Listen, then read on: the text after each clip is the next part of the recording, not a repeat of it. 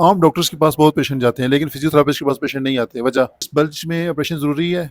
आप अपना मुख्तसर सा तारफ़ कराएं और ऊंची आवाज़ में। अस्सलाम वालेकुम, मेरा नाम डॉक्टर हिना है। मैं फिजियोथेरापिस्ट हूँ और मैंने जो है वो 2024 में अपनी डिग्री कंप्लीट की है और अभी जो है वो मैं इधर हेल्पिंग हैंड्स फिजियोथेरेपी सेंटर में काम कर रही हूँ।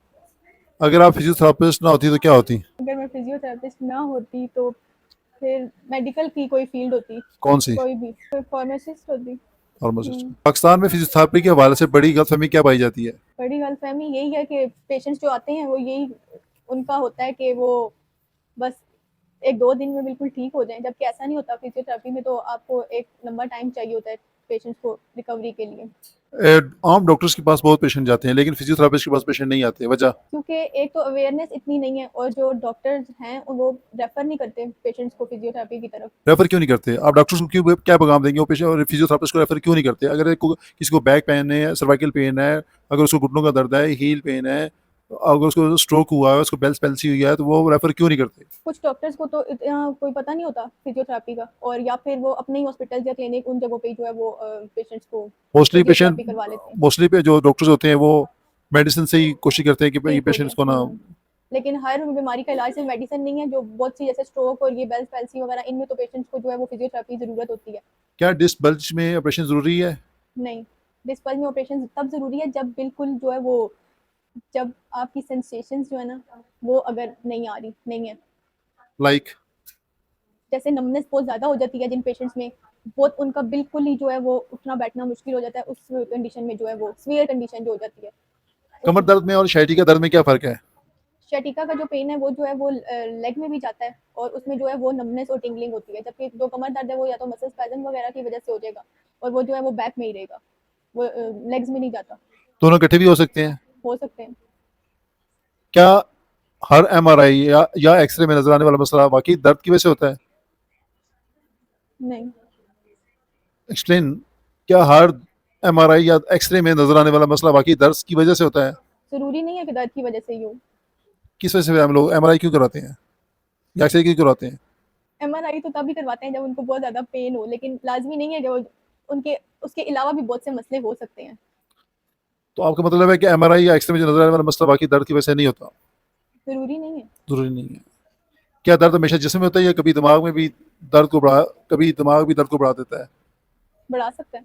कैसे? टेंशन वगैरह, टेंशन जो लेते हैं, स्ट्रेस, इस वजह से भी आपके जो मसल्स वगैरह हैं वो टाइट हो जाते हैं। ये तो टेंशन से कौन से दर्द बढ़ते हैं? उनके जो मसल्स, ये सर्वाइकल के जो मसल्स हैं वो टाइट हो जाते हैं उसकी वजह से, बताइए ना, डिटेल से बताइए टेंशन ना। की वजह से। क्या? गर्दन का दर्द हो गया, ये पट्टों का दर्द हो गया, शोल्डर्स का। अच्छा, बाजू ये सुन होना शुरू जी, हो गए।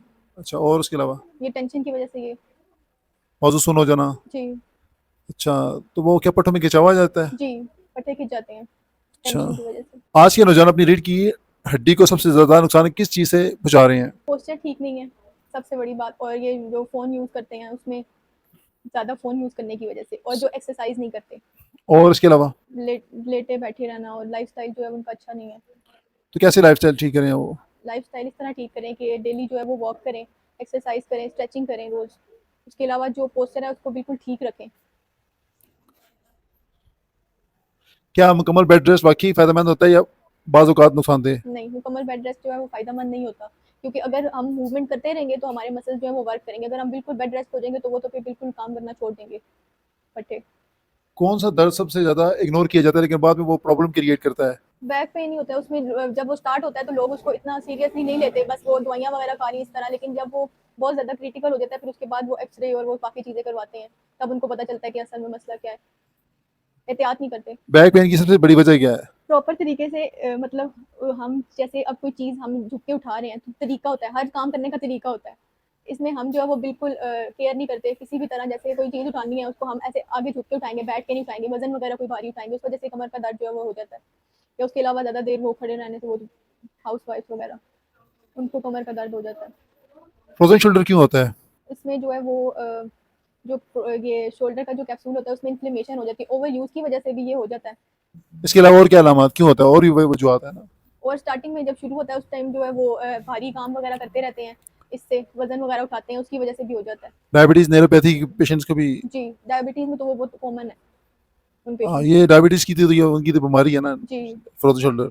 डायबिटीज जिनको होता है उनको फ्रोजन हाँ, शोल्डर भी और होता वो है। जो है वो ठीक भी फिर बहुत बहुत टाइम लेता है वो ठीक होने में भी, डायबिटिक पेशेंट कोई ऐसा मुश्किल केस जिसने आपको आज तक आपको याद है लाइफ में जो मुश्किल तरीन केस हो? क्या जोड़ों को चोट खाने से पेन होता है, नहीं, नुकसान होता है? नुकसान तो होता है ना, क्या नुकसान जोड़ होता है? खराब हो जाते हैं, वो उनकी जो स्पेस है वो।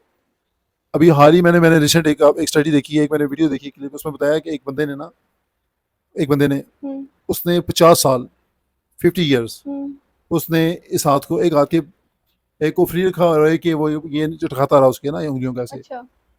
आफ्टर 50 ईयर्स जब डॉक्टर्स ने उसको एग्जामिन किया तो दोनों हाथों को सेम पाया, कोई भी फर्क नहीं था।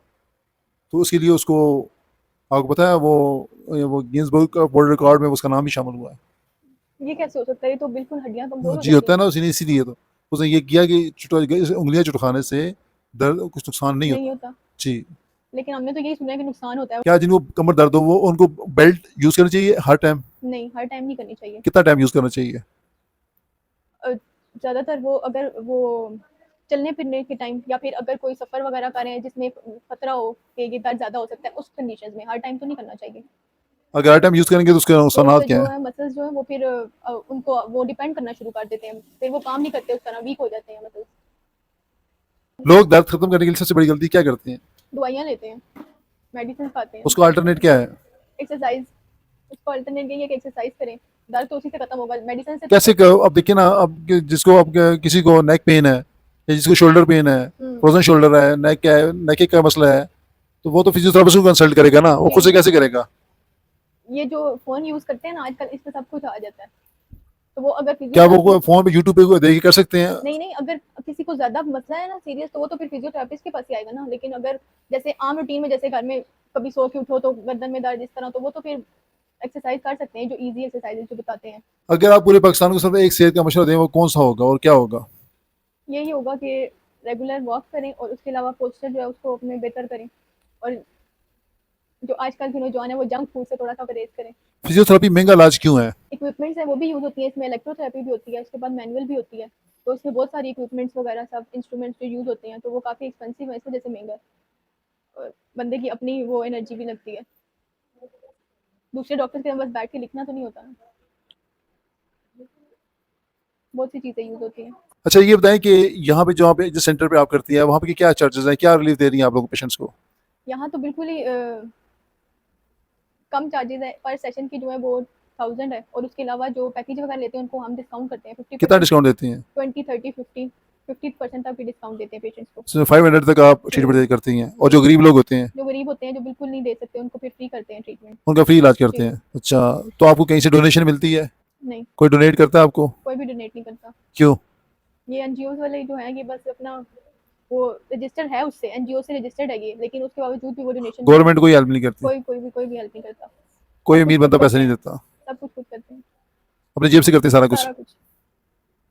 अच्छा, मैंने जितने भी फिजियोथेरापिस्ट को देखा, फीमेल स्पेशली फीमेल फिजियोथेरापिस्ट को, उनको बैक पेन, शाइटिका पेन, नेक एक क्यों होता है? क्योंकि वो इधर भी जॉब करती हैं, जो भी काम करती हैं, ठीक है, उसके बाद फिर घर जाके भी उन्होंने काम करना है, रेस्ट नहीं मिलता उनको प्रॉपर, इस वजह से। क्या फिजियोथेरेपी एक मशक्कत अमेज काम है, मशक्कत वाला जी काम है? जी, इसमें पूरी बॉडी का जोर लगता है, एनर्जी लगती है सारा। जैसे एक मजदूर मजदूरी कर रहा होता है बाहर, हाँ वैसे जी, ये फिजियोथेरापिस्ट भी मजदूरी कर रहे होते हैं, मजदूरी ही कर रहे होते हैं, ऐसा ही है। थक रहे होते हैं पेशेंट के जी, साथ। बहुत ज़्यादा। उससे क्या होता है, उनका पोस्चर पे, उनकी जी, स्पाइन पे सारा इफेक्ट पड़ता है, प्रेशर उनके जो, हाँ सर्वाइकल जी, स्पाइन पे इफेक्ट पड़ता है, ऐसा ही है। उनके नी पे, उनके हील पे उनके इफेक्ट पड़ता है, जी उनका भी पोस्चर, वो भी पेशेंट मैंने अक्सर देखा है ना कि वो मोस्टली फीमेल्स, मेल्स तो होते ही होते हैं, फीमेल्स ज़्यादा अफेक्टेड होती हैं, जी, इसकी ज़्यादा रेशो देखी गई है पाकिस्तान में, ऐसा ही है। और विटामिन डी की कमी भी बहुत ज़्यादा पाई जाती है। जी, तो आप क्या देंगी मशवरा फिजियोथेरापिस्ट को, क्या वो मशक्कत कम करें या ज़्यादा करें? कम करें, बहुत ज़्यादा ना करें, नॉर्मल करें, और वो उसके अलावा जो है वो अपने अपने आप को सबसे पहले देखें। जब खुद ठीक नहीं होंगे तो फिर लोगों को कैसे ठीक करेंगे? आप सबसे यही बात गुजारिश है कि आप वो जल्दी ना करें किसी पेशेंट को ठीक करने में, जल्दबाजी का मुजाहरा ना करें, इसमें मरीज को भी नुकसान होगा और आपको भी नुकसान होगा। ये इलाज जो है बहुत सब्र वाला है, बहुत ही इसमें ना टाइम लगता है, चाहे वो स्ट्रोक से रिलेटेड हो, फ्रोजन शोल्डर से रिलेटेड हो, बैक पेन से रिलेटेड हो, शाइटिका पेन से रिलेटेड हो, किसी किस्म का भी पेन हो, वो टाइम लेता है। तो फिजियोथेरापिस्ट को भी चाहिए कि वो ज़्यादा अपने आप को ना थकाएं, ना ज़्यादा थकाएं, क्योंकि वो खुद बीमार पड़ जाएंगे तो पेशेंट को कैसे ट्रीट किया जाएगा। और अगर आप बहुत ज़्यादा जल्दी करेंगे तो उसके साइड इफ़ेक्ट्स भी हैं बहुत ज़्यादा, क्योंकि हम जब देखते हैं ना 30 अबव 35 डीजेनरेटिव चेंजेस शुरू हो जाती हैं, जो हम करेंगे तो ऑलरेडी यहाँ पे 90% लोगों का विटामिन डी का प्रॉब्लम है, कैल्शियम का प्रॉब्लम है और बहुत से प्रॉब्लम्स हैं। तो उस वजह से बोन्स काफ़ी वीक होती हैं, तो उनमें फ्रैक्चर भी हो सकते हैं और भी टियर भी आ सकता है। और मैं